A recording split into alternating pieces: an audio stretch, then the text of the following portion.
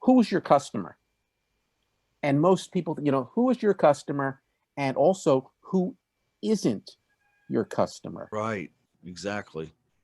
Because what That's happens huge. is people spend way too much time and way too much money focusing on people who are not their customer and will never be their customer. Right.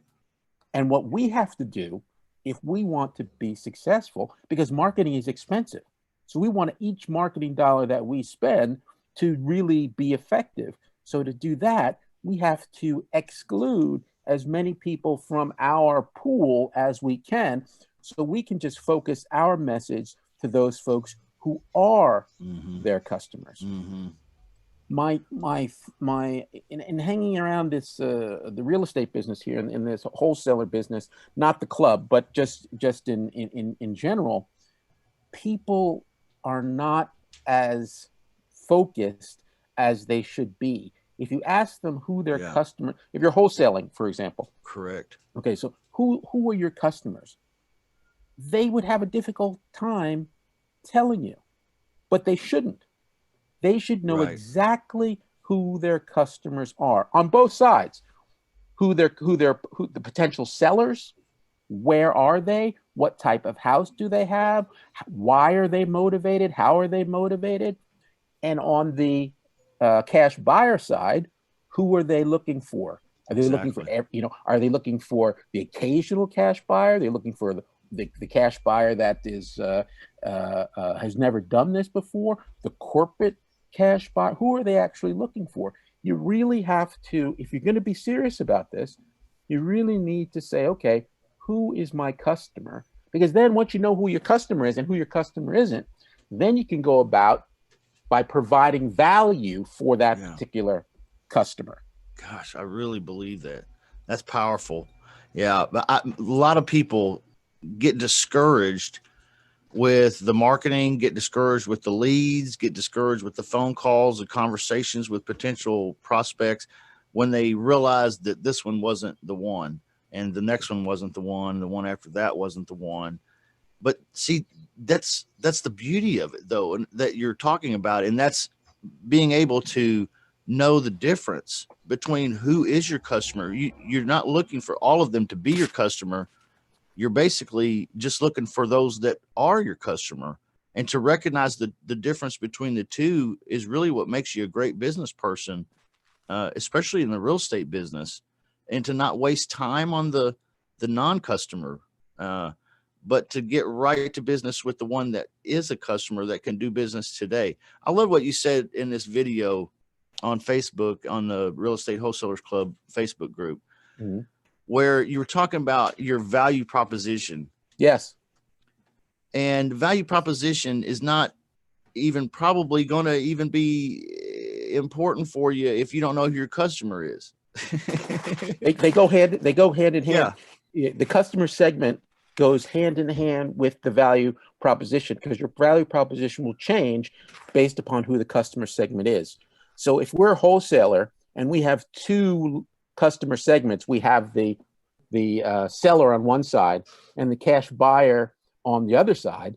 Those are two different propositions. Yes. They are looking for two different things. And when you approach them, you have to approach them differently, because while they're interrelated, they need and want different things. Right. They do. Exactly. Yeah. It's almost like the entrepreneur in the real estate business has to have two different hats, because he has a multi-level enterprise, multi-platform enterprise. What's the? Yes. In fact, it is a multi-sided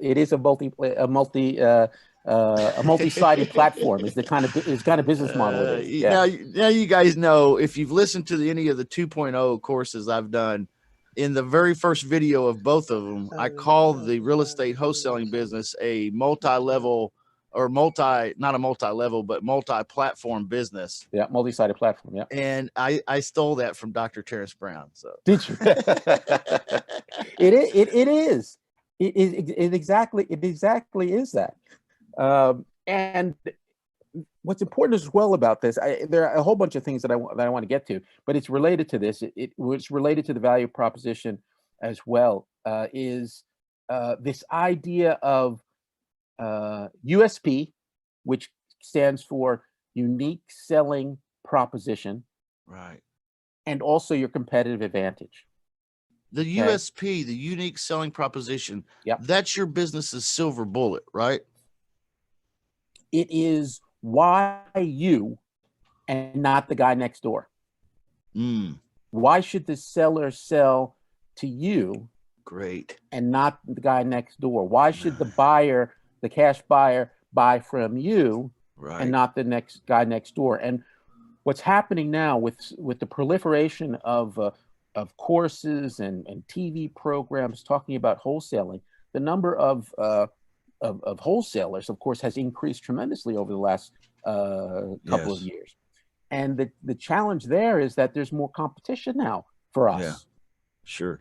So if the guy is talking to 5 or 6 other people, they get the yellow postcards and all those things, the things that they get hammered with. Sure. Why are they going to call you, or why are they going to do business with you, or why are they going to give you 5 more minutes of their time, right, rather than the other person? And I think that most folks in this business don't have an answer for that. Right. If you ask them, why should the seller buy from you? They'd say, because I asked them to.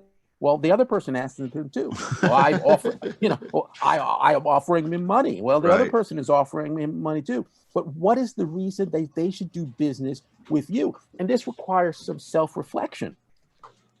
This requires self-reflection. Each of us as real estate investors need to think, okay, why should they go with me? If you cannot explain to yourself first why a customer should buy from you, they won't. they won't. Right.